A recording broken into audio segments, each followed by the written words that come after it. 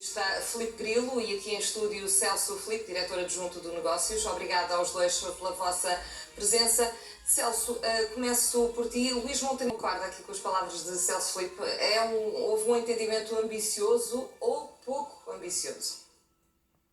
Sim, concordo, e em relação até de facto ao orçamento e à questão da voracidade política, de facto aqui há muita voracidade e até podemos voltar a isso, mas pegando então na questão do acordo de concertação social, de facto concordo perfeitamente com o Celso, é uma questão de intenções essas que, e é sempre bom notar esta questão do plano multianual, ao mesmo tempo que corrige o plano multianual do governo anterior. Portanto, se andamos de plano multianual até plano multianual, simplesmente porque o governo muda, deixa de fazer sentido ter um plano multianual.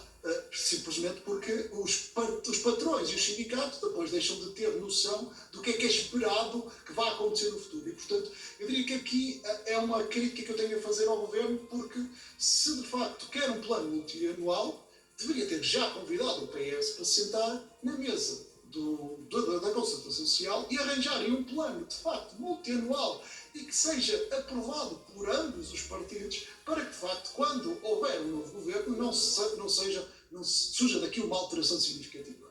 Portanto, a ambição acaba por ser uma ambição, e concordo mais uma vez com o Celso de intenções, porque quer o IRS jovem, quer o IRC, aparecem lá como intenção, mas não aparece lá com percentagens, com datas de implementação e, portanto, deixa tudo assim cinzento, precisamente para deixar passar este orçamento e se calhar depois, mais tarde, voltar a revisitar estas duas medidas.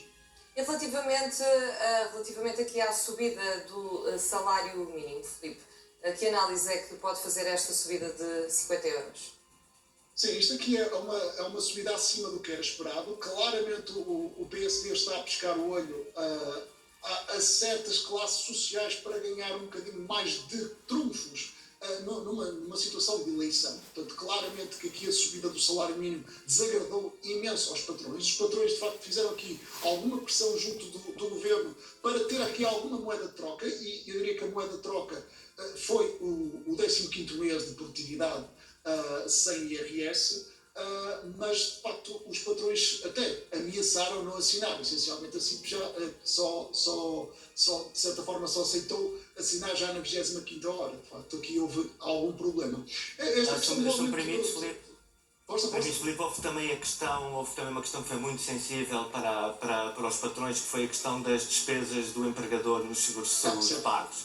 E essa redução que vai valer 20% no IRC, que é no fundo significa uma redução do lucro tributável por parte das empresas, também foi, diria eu, decisiva para que os patrões pudessem rubricar este acordo. Sim, até pegando nessa medida, de facto, achei-a muito interessante, até porque pode vir a retirar alguma pressão junto do SNS, porque há medidas de saúde que podem ser via empresa, e esta é uma delas, é um bom exemplo de como é que incentivar os seguros de saúde por parte das empresas pode até reduzir o problema do SNS, portanto acaba por ser uma medida boa nesse sentido. Mas a questão aqui do salário mínimo prende-se muito, não só do salário mínimo, mas também com o salário médio, e aqui também acabo por elogiar a atitude do governo, porque coloca o ênfase não só no salário médio e define aqui uns objetivos que gostava de ver como se vai cumprir o salário médio, porque o salário médio não consegue subir por decreto, como acontece com o salário mínimo, mas a ênfase colocada na produtividade acaba por ser uma boa ênfase. Ainda assim fica muito curto esta questão da produtividade, porque quando se fala muito da produtividade, fala-se muito que a culpa da baixa produtividade é do trabalhador, quando não é bem assim. Os estudos económicos mostram que, em Portugal, um dos grandes problemas da baixa produtividade tem a ver com os cargos de chefia que não têm, por exemplo, formação em gestão. Portanto, acho que ficaria bem identificar e trazer a conversa da produtividade de forma mais séria para identificarmos o que é que se deve fazer para aumentar a produtividade, porque a produtividade não aumenta baixando impostos. Isto é uma falácia. Claro que o lucro vai aumentando baixando impostos, mas a produtividade em si não é assim que acontece. Então temos que pensar melhor estruturalmente a economia do país e, neste caso, como aumentar de forma mais eficaz a produtividade. Celso, pegando aqui também nas palavras do Filipe Grilo, poderá haver aqui uma espécie de trunfo político por parte de Luís Montenegro. Assim, Celso Filipe Grilo, muito obrigada aos dois pela vossa presença e pela vossa análise nesta edição.